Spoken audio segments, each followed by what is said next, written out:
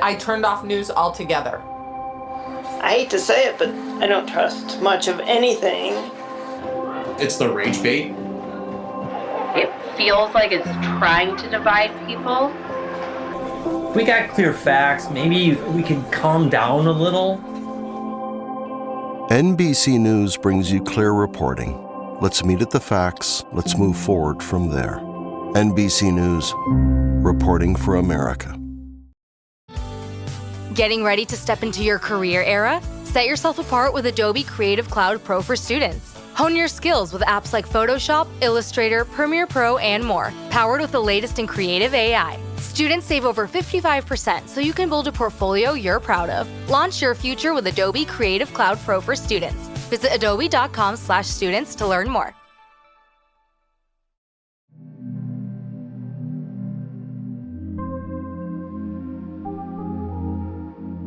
Welcome to this week's episode of Safe Room, a horror video game podcast and proud member of Bloody Disgusting's Bloody FM podcast network. I'm your host, Jay Krieger. And I'm the other one, Neil Bolt. And this week we're tapping back into our love of PSX-styled survival horror games with a look at Heartworm from developer Vincent Adinolfi and published by Dread XP. We're going to reckon with the loss of her grandfather. Sam's internet forum sleuthing uncovers the location of a supposed supernatural house that some have claimed allows the occupants to converse with the other side. Though as with most supernatural endeavors, the answers Sam seeks may not be worth the price she ultimately has to pay. This is one of those games that, very clearly from its foundation and core, has a great love for those sort of tent poles of survival horror, right? That PSX style, as I mentioned, with both the graphical style and, Vincent himself even, mentions that the original Resi and Silent Hill were big inspirations for this game. And I think that's very evident and clear. And, we see how many countless of survival horror games on Steam that, boast the same thing. So, with a game such as this that presents in a way that we think is pretty familiar to things that we've played, what was the first sort of aspect of design of Heartworm that stood out to you as sort of a unique spin on the survival horror subgenre? Yeah, I mean, as you mentioned, this is something that wears its survival horror influences on its sleeve, and the obvious ones that we've mentioned. Also, Fatal Frame has a very big sort of impact in the combat as well. So it was very hard to escape that at first, that, what the influences are. And I think this is a common sort of problem we've had with a lot of games of this ilk, which is not, it's a problem if you want it to be a problem. But still, you can make something that is unique to a degree, with that. And I think this does have enough of its own thing to sort of stand out.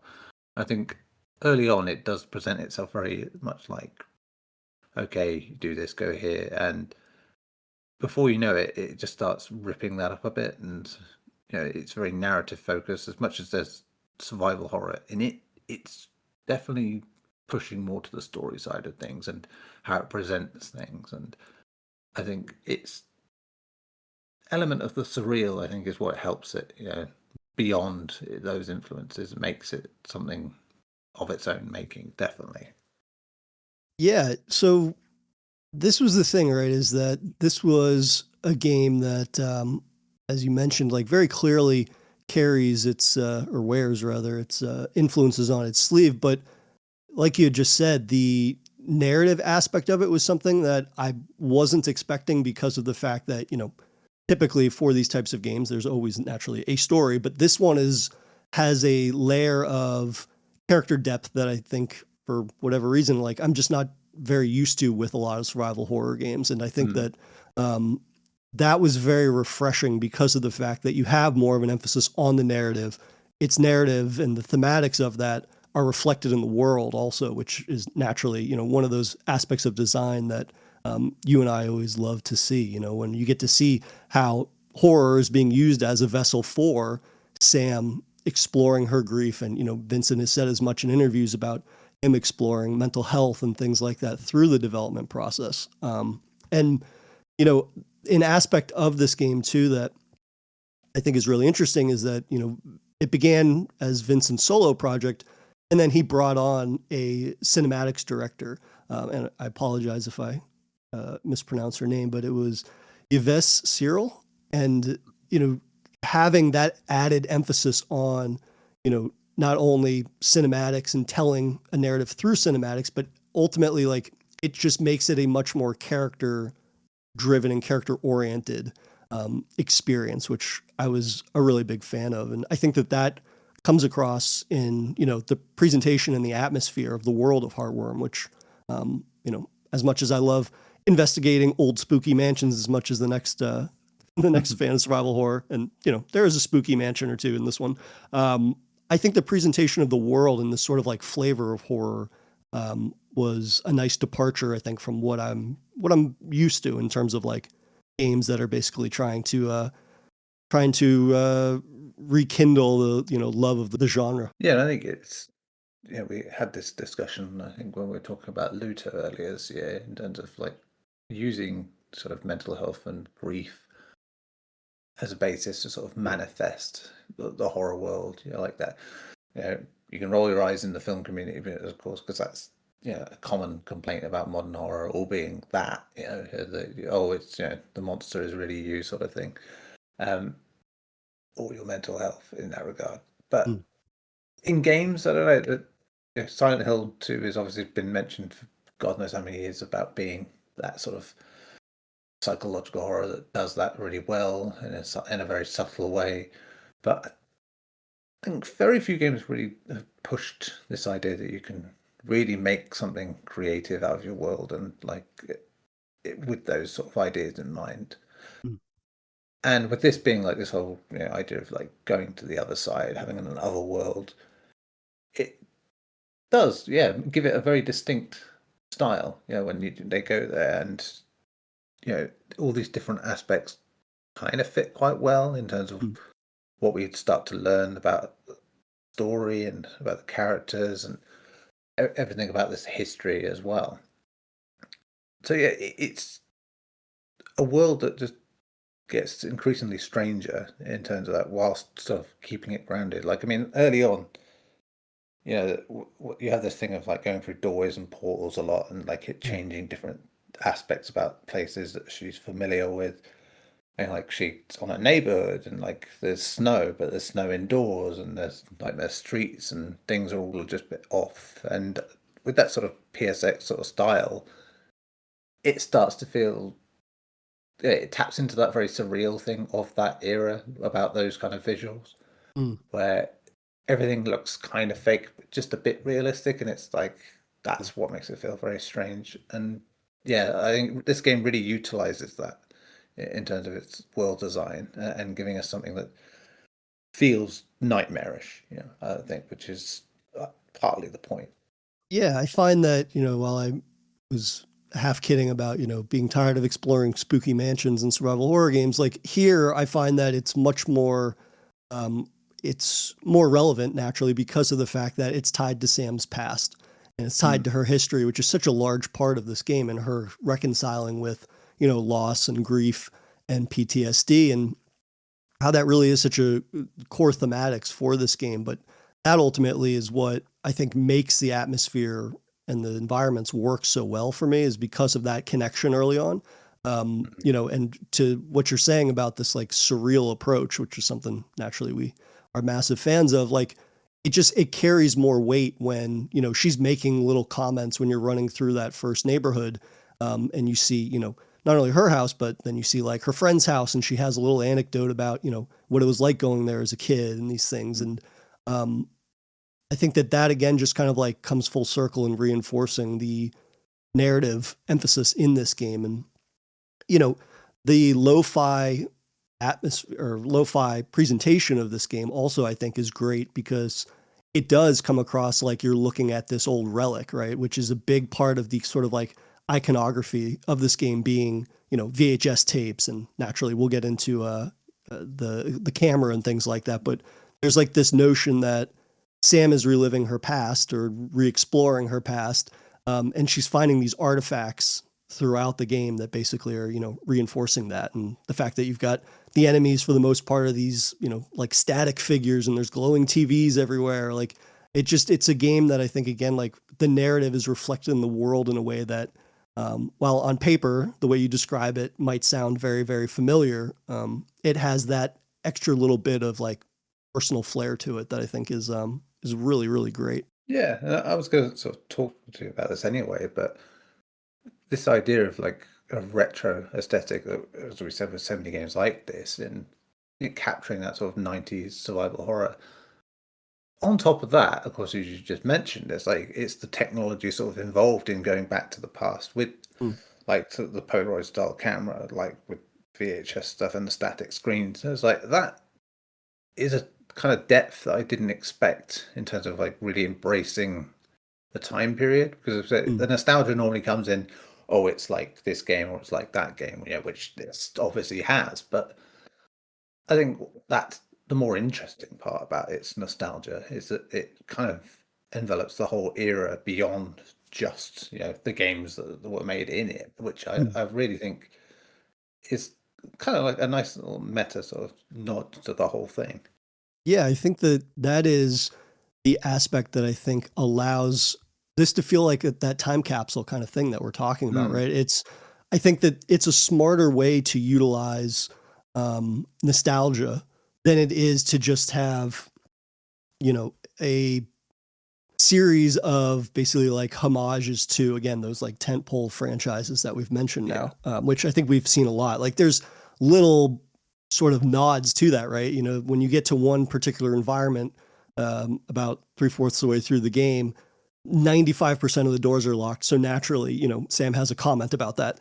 What is every door in this place locked or something like that? But it doesn't feel like it is referential heavy in a way that I think so many survival horror games these days, for better or worse, tend to be in that regard. And I think that in kind of like, again, this added emphasis on narrative to a degree that I think is not as common in survival horror games, these ones that, have this kind of retro aesthetic to it, it really allows this game to operate. Yeah, I'm just thinking about in terms of this being a game that I think when you have that narrative aspect to it, it does allow it to have just a bit more depth in terms of those environments. Like for you, in terms of the actual sort of like surreal horror worlds themselves, they obviously grow out of that neighborhood world, which is like pretty straightforward, into stuff that's more fantastical. How did you find sort of the art direction here? And was it more or less in line with your sort of like horror taste, if you will? Yeah, I mean, it comes back again to this sort of PSX thing and like how to utilize it. As much as this game is very faithful in a lot of other ways, I think one thing it does really well in terms of using that sort of visual style is that it goes for more detail and more sort of variety in what you might expect. Just ends up being like this bleeding edge between the PS1 and the PS2 sort of era of gaming, where. So yeah, I mean, the obvious sort of thing when you were talking about like other worlds and things like that in terms of horror games, we said Silent Hill's a great example. But for me, strangely, especially early on, there was a lot that reminded me of the original Devil May Cry, when they were like the way things sort of twist from a normal environment and you get these sort of weirdo versions of stuff in points of that game. And obviously that being having its history in Resident Evil as well kind of does tie it in a way. But yeah, like I said at the beginning, it's like it's taking some impressive like swings in terms of like what it can show, how it presents itself, being more narrative focused and utilizing both sort of fixed and behind the shoulder camera sort of things. I mean, you kind of get the best of both worlds in terms of atmosphere, environment, and really soaking it in. They don't just look like static backgrounds that you're just like happen to be walking on a pathway through. Like you do get to feel like you're in them a bit more, and it's a nice compromise. And obviously that was this again is another sort of thing of that PS1 to PS2 era, of survival horror, and in terms of most sort of actiony sort of games.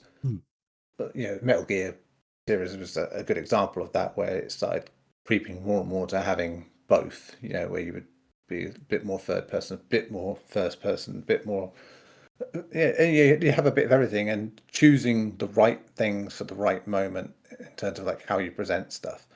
Hmm. So that also, along with the pre-rendered cutscenes as well, it does help. But Yeah. yeah, it allows this great environment work to really be shown off in a variety of ways and really make you appreciate it in a way that more than just having it as static background. Which yeah, I'm all for. And like I said, I think the places it goes in terms of like having a very simple idea of a hub that effectively takes you to these places. Mm. It does the job, and it gives it the sort of free rein to push things in all these different directions while still feeling like they thematically stick to the story that's being told and the person involved in that story. Yeah, really, when you get out of that neighborhood, the game's art direction, I think, opens up into maybe like a lane or a flavor of the surreal and horror that I don't always gravitate towards. I'll be honest. Like, I think that there is a, like, I don't know if you'll agree with this, but like a Alice in Wonderland kind of fantasy approach here. Yeah. I think that Devil May Cry was a good shout in terms of like the overall presentation of the environments, but like there's this kind of fantastical nature to the different things that you're seeing, like levitating in the background, or at one instance, Sam is going from she's inside a house and she goes from one room to another, and then when she leaves one of the rooms, all of a sudden there's just like this entire mini neighborhood inside of what is just a hallway, basically. And so there's this kind of like nature of an irrational sort of like presentation of certain things that I think works really well. Like there's one that's like a gear world where there's all these gears everywhere and these fantastical structures in the background. And then there's like a woodland environment. And for me, like, I think I was expecting something to be a little more traditionally dour, if you will, considering, the heavy thematic nature of this game and that being reflected in the environments. But I found that this was actually like a flavor of horror that I don't always gravitate towards, that I actually really, really appreciated because of the fact that I felt like it was reflecting overall the true sort of like core of Heartworm in this retracing of one's own past and whatnot. And I think that when you're exploring a character's, mental health struggles and things like that, that doesn't always have to be reflected in an environment that is just like a pure hell, right? That's kind of like on the nose, and a pretty on the nose, but very common presentation of mental health struggles and whatnot. But I think that in a journey like this, that is so self-reflective, and it's about, yearning for the past and those who we lost along the way in our journey in life and these things. That sort of presentation actually works really well. And furthermore, like that approach leading into like the monster design or the enemy design, I think that the static nature of those enemies, again, and the analog nature of sort of the world, like that's very fitting. And, naturally the game deviates from that a bit when you get into like the woodland area or the boss fights that are in this, which we can talk about once we get into gameplay in a little bit. But I think overall, like, again, I'm just very, very impressed with this game's world being so faithfully reflective of this specific story that's being told. And, while we're talking about atmosphere and presentation, like the score for this game really cannot be understated in just how fantastic it is. I almost messaged you while I was playing it and was like, this might be my favorite, one of my favorite scores of the year, to be honest. And, Vincent, the score along with Michael Jentz for a couple of tracks. And, from the safe room music that you'll encounter very often to just, tracks that I think really carry sort of like the somberness of, again, what Sam's going through. And it felt very complimentary outside of the normal, high string to indicate like an enemy's attacking or approaching. Like it feels like a score that's very, very complimentary tonally in that regard. Yeah, it's a lot of haunting pianos and a lot of thumping dread, I think, are they sort of two themes that sort of persevere through it. I mean, I think to go with the kind of nature of it, and it kind of reminds me of the stuff that Alex G does. Who did like composing for stuff. He did a couple of tracks on Norco, and he did in Shannon Brown's soundtracks for "We're All Going to the World's Fair" and "I Saw the TV Glow." Things that kind of have that sort of nostalgia for a time and a place, not too far from this. So whether deliberate or not, that is it feels like they're both sort of tapping into that idea of something.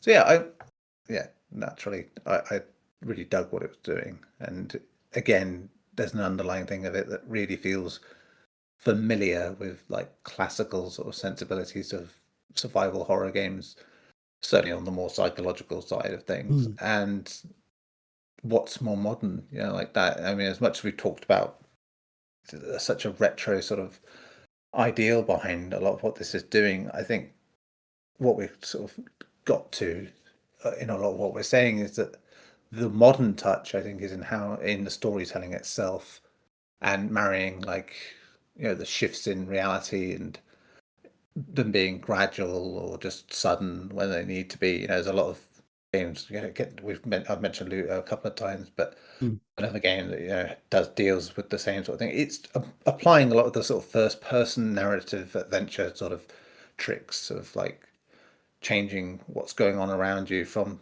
Luto to Layers of Fear or What Remains of Edith Finch, even in terms of doing something wildly different in a hub space, effectively, and telling your story that way, and it being very personal. And so for all the sort of 90s, late 2000s, early 2000s sort of survival horror stuff going on in there, it's that sort of blend between the two, which again, in terms of story, feels right too. So I did enjoy that about it, and the soundtrack is just something straight away, as I said, sort of made me think of that, of that sort of connection between the past and the present. Yeah, and I think that, for a game that has cinematics and some of its narrative unfolds in that, I was really impressed, I think, overall with like the pacing of Heartworm and the way in which it utilizes its story to really emphasize certain things, like those cutscenes that pop up periodically, like they're not very like heavy-handed, I think, in their exposition. It allows this game to really feel like you're in the shoes of Sam, like exploring her past at a pace that makes sense for the storytelling. Whereas there's not a great deal of exposition or anything like that. And a lot of the story and a lot of the heavy lifting, I think, emotionally and thematically plays across in naturally diary entries that you find, which anybody that's familiar with survival horror is plenty familiar with that storytelling technique. But I think that here, like the writing is again, like really strong in terms of capturing why Sam feels the way that she feels and why the world is being reflected in this way that feels so fractured and whatnot, because the writing is like pretty heartbreaking, right? We read about or experience horror narratives that deal with mental illness. That's basically at this point like a pretty familiar trope of the genre. But here I think that there's such a personal touch to it that when you compare, or I suppose when you combined the way that it's presented in this game with reading interviews with Vincent and whatnot, like, again, it's a piece of art that the personal nature and the personal touch to it clearly shines through, because there's like little bits of dialogue that still stick with me that I read. Like there's one where you're reading basically a diary entry about someone that's going through, it's either dementia or Alzheimer's, and, them not remembering where their son lives after they just were visiting with them last week or something along those lines. And it's like just those little bits of really heartbreaking dialogue that just pop up very casually, right? It's not that you have to have that play out in a cutscene and then Sam has a reaction to it. It's like you could completely miss that diary entry and, it wouldn't drastically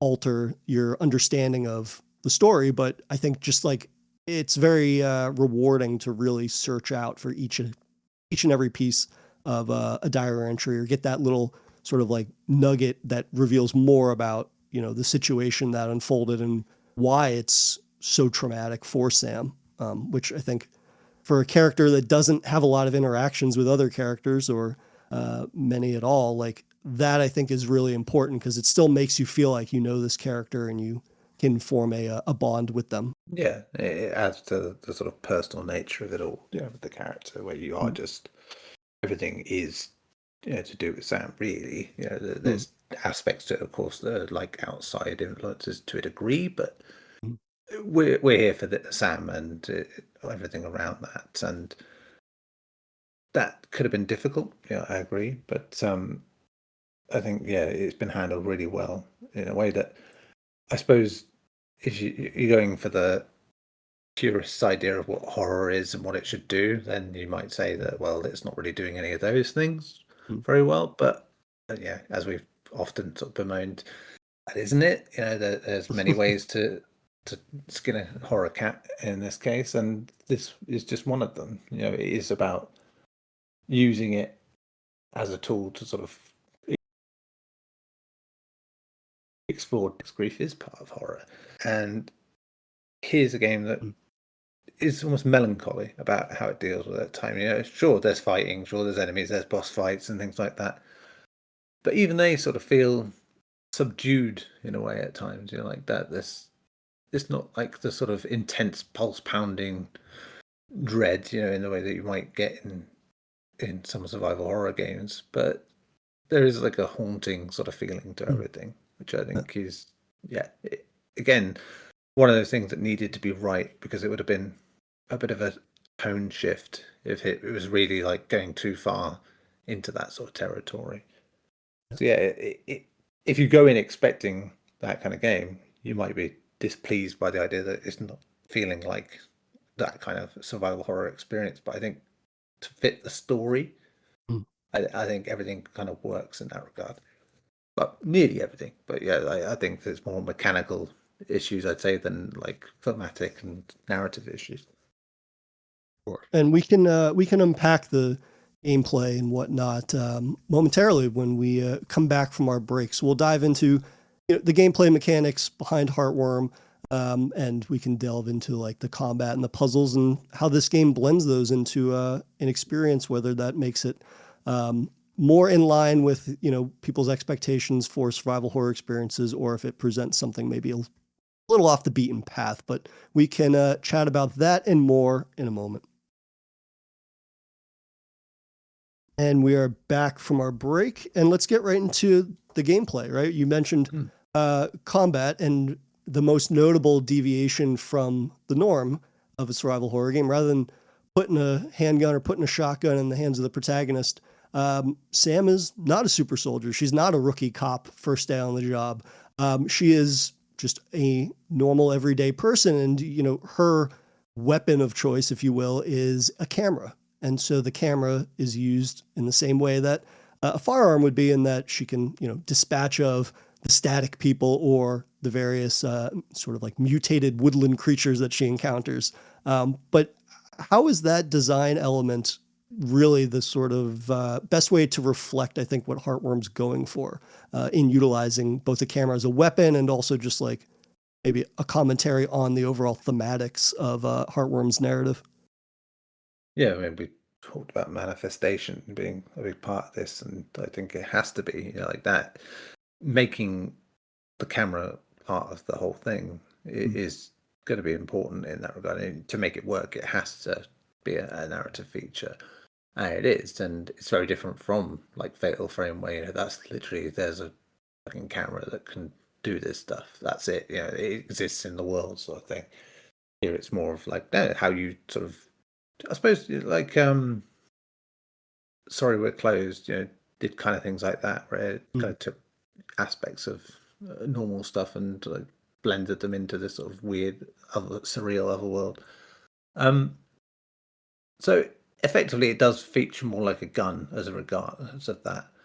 But I think in keeping with the way the game is, I think the fact that the first time you really get to use it at all, in a non-ammo sense, is that you can use it to light up dark areas by just doing, the flash along with the squealy noise that comes off with that, and obviously that flash fades after a little while. And that was a really great introduction to it as a tool as well, and also to sort of like how the lighting is so fantastic in certain environments when you are just like really dingy dark, and then you get that sort of brief bloom of light and see everything around you, and that's it's kind of compelling to sort of like keep clicking it because it doesn't use up your ammo, film rolls. You can just keep doing the flash. But yeah, the amount of times I just stood there doing that, like really enjoying the effects of it. It was probably my favorite part about the camera in general, I think, in terms of what it does.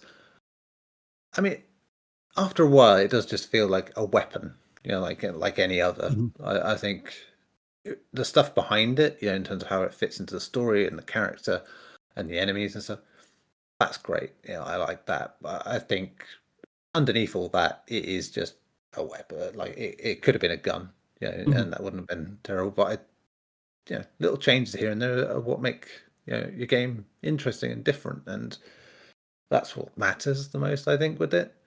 Like combat is okay. It's a very simplified version of what we're saying with Fatal Frame, where you don't really have to line anything up too much. It's just aim, shoot a few times, kill the thing, upgrade the camera after a while so that you can like take multi shots and stuff and in one go. But it's limited like any survival horror thing, so avoidance is still very much on the table. And given the way the rest of the game is generally, I felt that was the best way to go about it. It was just to leave unless you had to do something. Yeah. In a different way than I expected, because normally it's just like, well, I want to conserve ammo. But more in this case, it was more that fighting things just doesn't feel like it fits quite as well as everything else, in the game, which is not to discount like the boss battles and stuff, which at least do interesting things with the ideas, like with the use of the camera. And there's that that woodland deer boss, for instance, where you just you can use the camera to sort of make it appear effectively, because unless you capture it on camera, it's not there. And that's a really cool idea, and like makes perfect sense again with the idea of this camera. But yeah, I'm not saying I wouldn't want combat in there. I just think it probably could have been less of it, maybe, just to let the story flow. But then I think maybe that would have pushed people who would complain about the kind of game it is to be even more critical about what the kind of game it is. So yeah, it's probably a decent compromise as a system, and at least a fresh way to go about it. No, I love this notion that the only firearm that air quotes, the only firearm that you have in the game also is a tool for traversing the environment. As you said, that flash feature, likewise, I found to be probably one of the coolest ways to interact with the world, not only from like a functional standpoint, but also just to show off the lighting in this game, right? Again, you've got this very retro PSX style experience, but the lighting in this game, I think, is really fantastic. And the fact that you can walk around and use that flash just freely when you're not in aim mode was, again, like one of those ways that you can kind of make environments and the exploration of them a little bit more dynamic, a little more cinematic, especially when you pair that with those pre-rendered backgrounds and those sort of like fly on the wall dynamic presentations. And also it's just got a real satisfying sound to it. It always reminds me of the bulb flash from the beginning of Texas Chainsaw Massacre. So just hearing that and walking around and doing that the entire time was one of those like just little touches that was oddly satisfying. So in that regard, for a weapon that's so straightforward, I did like that inclusion because it just makes it also partly a tool. I think also the significance of it being a camera rather than a gun, other than, facilitating that every woman, every man type of protagonist, like, yeah, that makes sense. But I think, again, this like analog nature of trying to capture a memory. And as soon as you do, it's part of the past, how thematically relevant that is.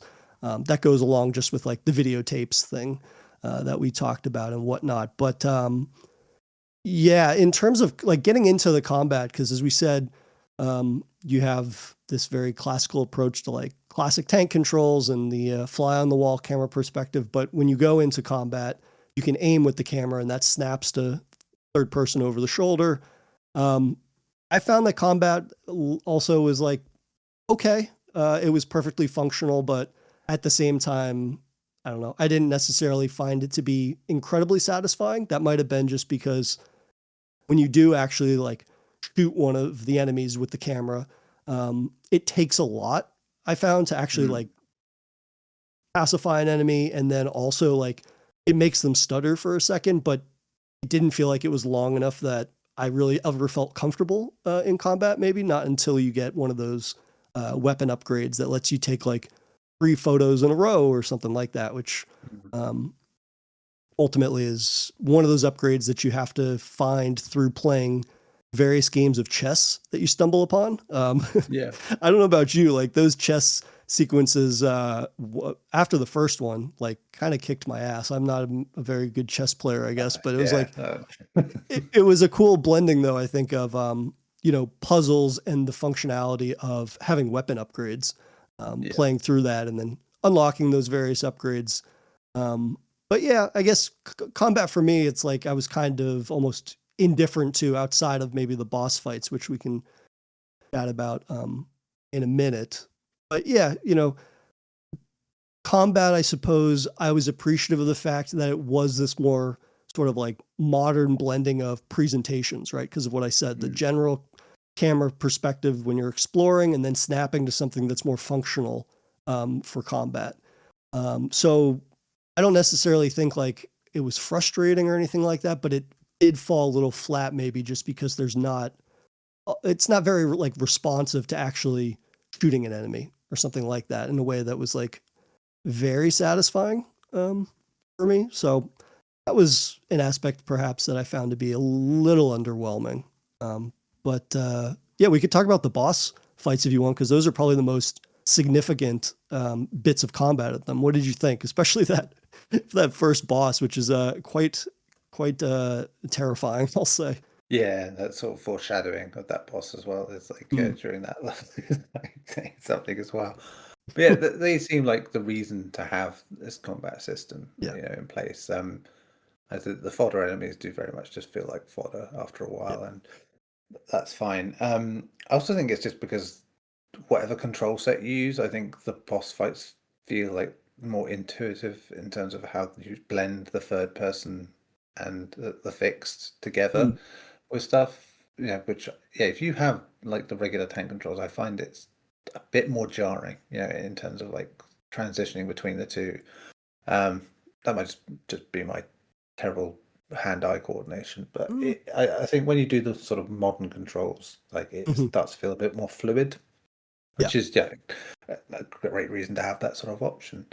But that was the one sort of point in the game where you do just feel like, no, this is not like we're working backwards from that necessarily, but it does feel like that was the tentpole reason for this to exist in terms of like the combat arenas, and again with it feeling important to the story, I suppose, and also feeling like it's not being too like dramatic and over the top, and it fits nicely. It's that sort of middle ground between like puzzle horror and like low grade sort of action, where you're not dodging around an arena so much, you're not speeding out the way and parrying and all this shit. You are just like doing it in that very clunky, almost anticlimactic way. That when you go back and play like the older survival horror titles and you have boss fights, it's like, when you really think about it, nah. It's like the only real sort of danger to you is like, am I going to run out of ammo? Health. That's it. Like, it's pretty straightforward. They're just sort of staged in a way that makes them seem interesting. And I think this is quite similar, but with that sort of little modern flourish, I think, that is brought along by having that sort of switch between perspectives, the use of the camera, and really making it feel like a different tool / weapon in those moments like that. And I think while the bosses, as for what they are, generally are, you could call them generic in terms of like what they are, but not in terms of like how they're presented in the fights themselves. And with that sort of surreal nature of the world, you do just get these strange sort of nightmarish meshes of like environment and creature. Yeah, I'll admit, I'm, as much as I appreciate the retro presentation of these PSX style experiences, if a game such as Heartworm has a modern control scheme, I'm going to use that 9 times out of 10. Mhm. The sort of classic tank controls is the one aspect of the genre that I personally am not super, needing, I suppose.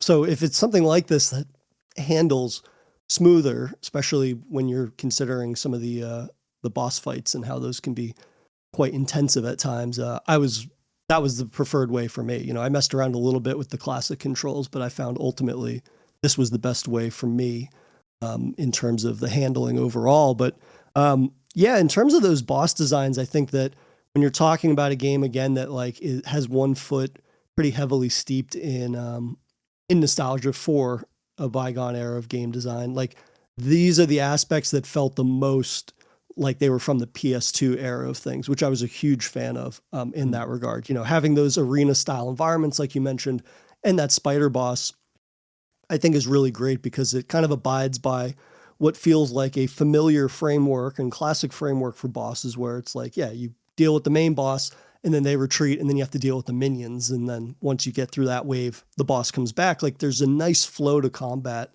to those boss battles rather. And you could say that like the bosses themselves are a bit sort of like bullet spongy, right? It's like you got to I think you have to shoot the spider like 40 times and you got to do it just anywhere. There's not like specific points that you have to hit with it. But at the same time, I think that there's enough of a blend of stop and shoot and maneuvering that made it, I suppose there was like a sort of like this kinetic energy to those boss fights that you never really get too comfortable, even if, you might rely on movement strategy here or there. It still at the same time feels like you could get swept up at any moment, especially with the knockdown abilities of the spider and then the little kamikaze spiders that you come across. I thought that, for as spider enemies go is pretty straightforward, but I think that just there's something about fighting this towering creature that is introduced really well in that cutscene and sort of the alluding to the bosses before you actually see them, whether it's the spider or even, the deer. You get to see little foreshadowing to them in the backgrounds of things, which again is why I think the inclusion of those cinematics is so important, because again, there's a lot of typecasting that's done, but I think that it's done in a way that just ultimately makes those monsters have a bigger presence, I suppose, rather than them just being massive to begin with. I think that they do a good job of just like instilling that something big is coming, something is basically stalking you in the background, which builds some nice tension up until those moments. I was gonna say, especially in with that first book with the spider, because then you don't really know quite where the game can go and what is and isn't, what's just background noise. But like, I mean, I think when I wrote my notes, the first thing after seeing a large spider sort of scuttling along on a highway, that was literally just right fucking highway spiders like that. It's just like not knowing what they would actually be. A cool bit of foreshadowing for like what was coming like that. But yeah, I like that. That did feel very like classic survival horror, just little hints, and then the reveal, so to speak. Yeah, and with that sort of early mystery, you just end up thinking, okay, am I going to be fighting this, or is it just like a detail? Like, because I don't know.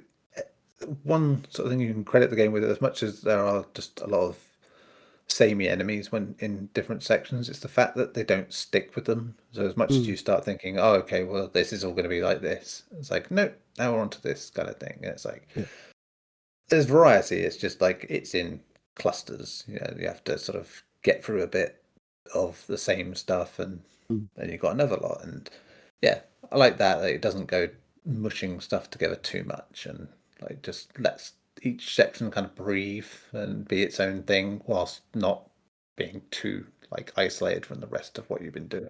Yeah, and I guess my final thing with the camera and having that third person over the shoulder is that it just gives you another perspective to explore the world with. I found that, not that I was fighting against those fixed camera angles, but I was intrigued by these various environments. And so being able to snap to that perspective of over the shoulder and getting to just be a little bit more up and close and personal with the environments and getting to really scour them in a way. Because again, when I was talking about those diary entries, I really didn't want to miss any of those because I was so sort of like wrapped up in getting more details about, what is linked to Sam's trauma and whatnot. And that sort of very somber and heartbreaking sort of progression that you're following somebody's basically, their cognitive decline, if you will, in what's happening with, the grandfather and whatnot. And it was one of those aspects of storytelling that, again, like the blending of environmental storytelling, but with these diary entries that have some pretty profound emotional writing in them. It made me really want to scour these environments. And naturally, as we said, the sort of fantastical nature of them is great. But then at the same time, the contents there within, I found to just, is a great facet for the storytelling here. I guess in moving on from the combat side of things, what did you think of the puzzles in this game, that being the other massive component of, survival horror games? Well, apart from the chess puzzles being the chess puzzle. Honestly, the chess puzzles can fuck off. I appreciate how much design went into them and whatnot. But fuck, I am terrible at chess. Yeah, same like that. Yeah, that was my son's job. So because he understands it. One of the benefits of having children. Yeah, that's it, with different interests and knowledge. But yeah, I don't know. Otherwise, it was generally as expected, which is fine. Again, I didn't find anything else to be too out of the ordinary. And at least for all the complaints there with the chat, it's like, again, fits thematically, works for the story. So not really going to grumble too much about it. That's the thing. There's so much about this game where I'm like that, where I'm just like, you could grumble about this or grumble about that, but ultimately it's all kind of working towards the same goal. So it's harder to dislike. It's not just there for the sake of, oh, here's a feature, whatever. It's like, no, everything seems to be done with that story in mind and those ideas in mind. And so generally the puzzles kind of fit that in, even beyond the chess stuff. While still being nods to like your classic sort of puzzles from the 90s.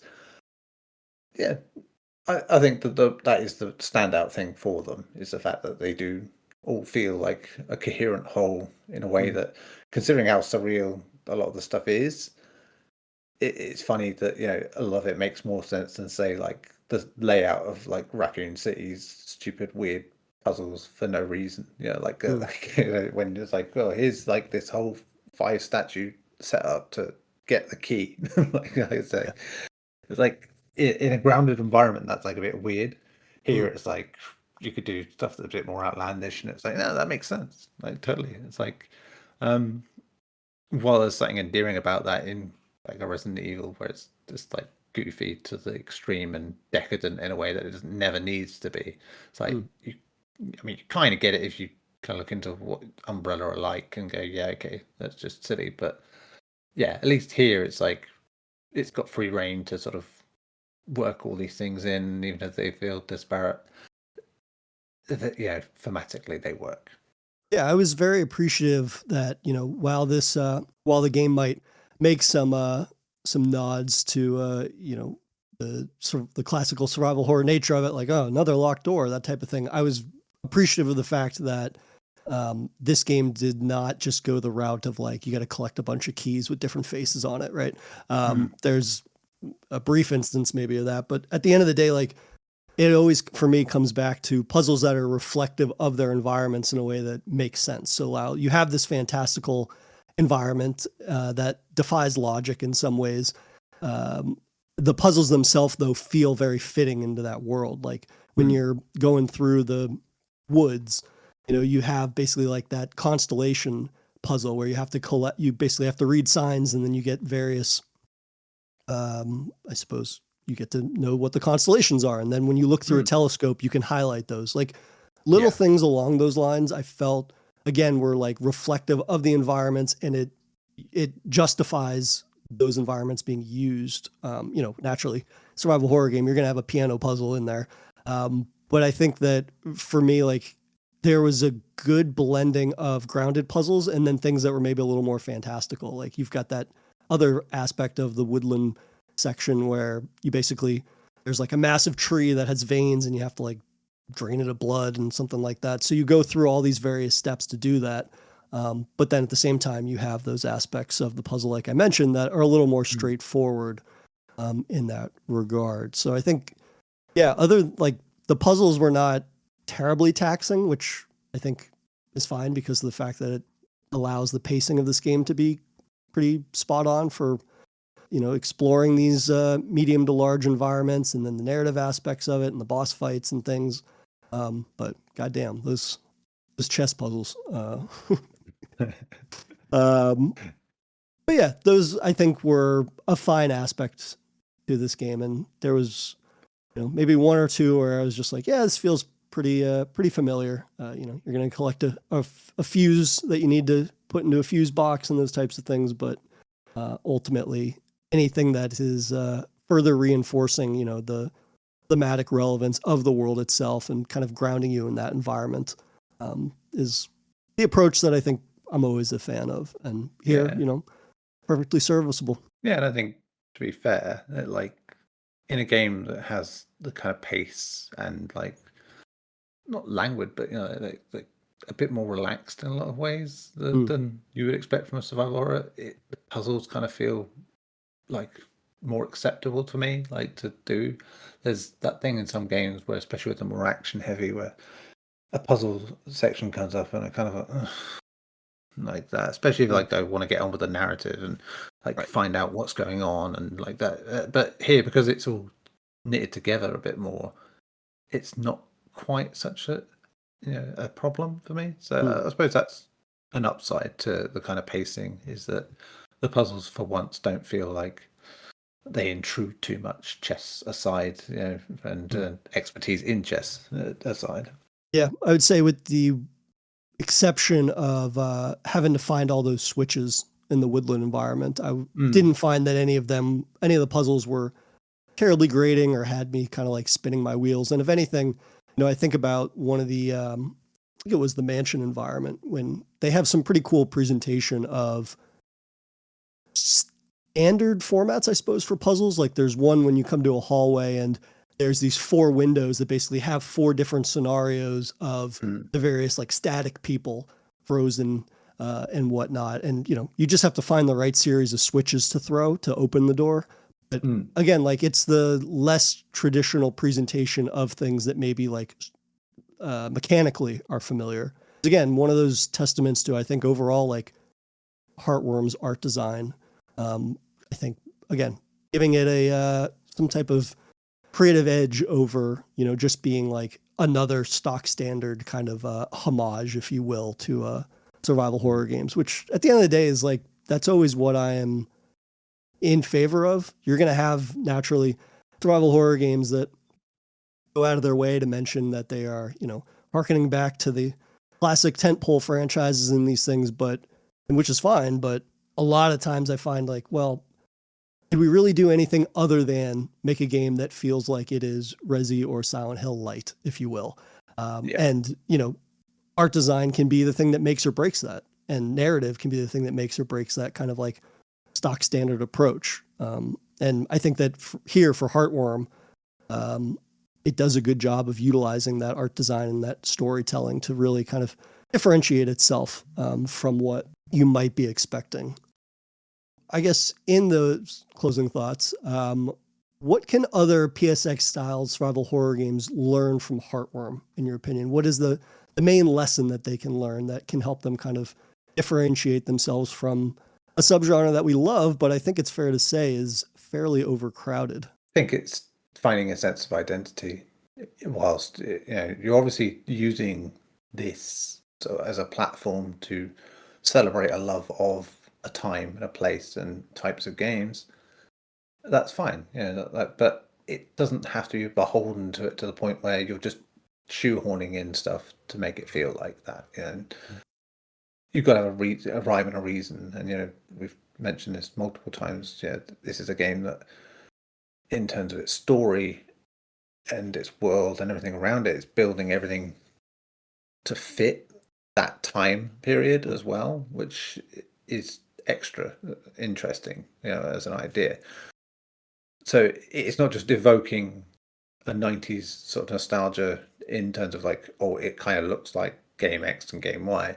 It's evoking a time period in so many other ways, and as such feels closer to being, nostalgia in a positive sense like that, and not using it in a more cynical sense to say sell copies and say, hey, this looks like Resident Evil, this looks like Silent Hill, whatever. And it's like, nothing wrong with that if that's what you want to make, but ultimately you will be judged on those games and how much you're like that. But here, it's telling its story in a way that is different to that. It's not really approaching combat quite the same way as much as it probably, if you have to say it has a failing, that's the bit where it embraces the past a bit too much in trying to give a little compromise.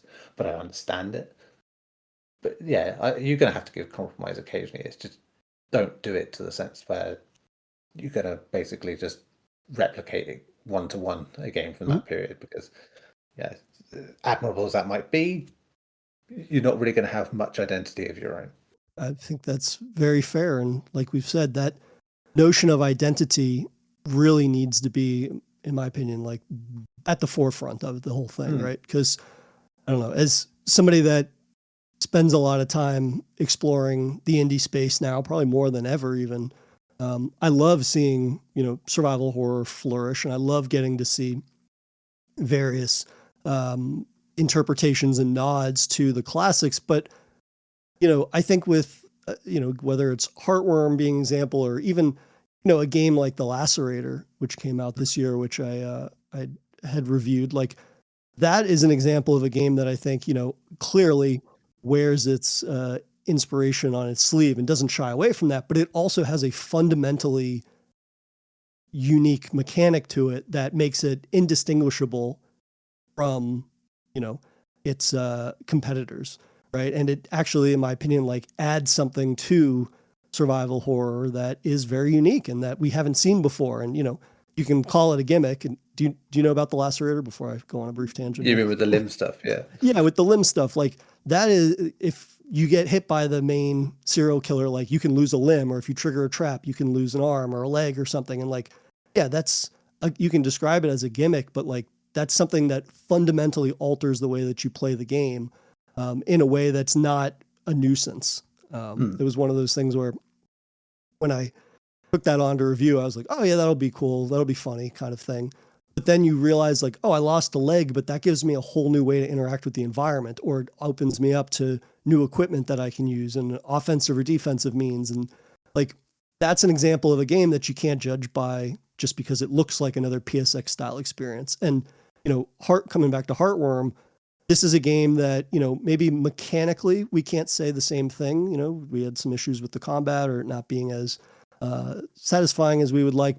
But I certainly would say that Heartworm does one of the best jobs of taking its narrative and really applying it in a way that's reflective of both its world, its art design, and, the approach to a more narrative or character-driven narrative here. I found was like one of the strongest aspects of it that, I found other survival horror games could learn from. For me personally, I think that a game like Heartworm does a good job of blending those two major influences, that being Resi and Silent Hill, because of the fact that, it has the narrative aspects of Silent Hill that I like with the presentation and the format of, Resident Evil. Whereas sometimes you play a survival horror homage style game and, they lean too heavily into one camp, so to speak. And, when you don't have your own sort of unique spin on it, that ends up feeling kind of just like this flat, rather homage, which, might play fine. But at the end of the day, it's like, what did that do to really kind of like challenge the genre, play with those constraints, and how are we going to push forwards the genre for the next wave of new sort of like survival horror trends. Not that every game needs to be this groundbreaking thing, but I think that for survival horror, it's important. And I suppose you could say that of any genre, right? You want to be keeping things fresh, introduce new ideas, and see where that kind of like takes the genre as a whole. Yeah, absolutely. I think we've seen that with plenty of different subsets of like horror games in the indie space. We've seen an evolution. Naturally, like any medium, you're going to see stuff that is copycat and misses the point. I think back to like the PSX thing, you think about the puppet combo thing, like people took the wrong idea about why that worked. It wasn't because it was trying to be 90s survival horror so much. It was trying to capture video nasties as 90s survival horror style games, and that's what makes them unique and interesting. So you did get a lot of those that got it wrong, and that's fine, and it happens. But yeah, it's great to see that the spirit still lives on. You still get plenty that will iterate and twist and turn things into new and interesting ways. Yeah, and it's kind of a testament, I think, also to Dread XP as a publisher really taking games that they might seem like they're just another crack at some popular trend or whatnot, but they really, I think, recently, especially this year, have been showing that they have a very discerning eye for, while you might think that this game, you might have preconceived notions about it just from looking at it, but like, I think they've done a good job of kind of like weeding out the games that maybe are a little lackluster in their attempt to really add something to the genre. Whereas something like this, I think, does a good job of at least leaving a lasting impression or one way or another, and kind of like telling its own story in a way that's very unique. But it was great to, in a year that was full of survival horror games and indie games at that, getting to find time to chat about this one before we wrap up the year, because it was, it was certainly a enjoyable sort of blending of homage and original piece of storytelling. Absolutely. But that's going to do it for our chat this week on Heartworm. And as always, my friend, it's a pleasure chatting horror with you for Safe Room. Back at you, my man. Until the next time. Thank you for listening to another episode of Safe Room. If you enjoy the show, please rate us on iTunes and follow us on Twitter and Blue Sky at Safe Room Pod for show updates. As always, our main episodes of Safe Room drop every Monday, but our bite-sized episodes of Horror Bites, our indie horror showcase, drop every Thursday.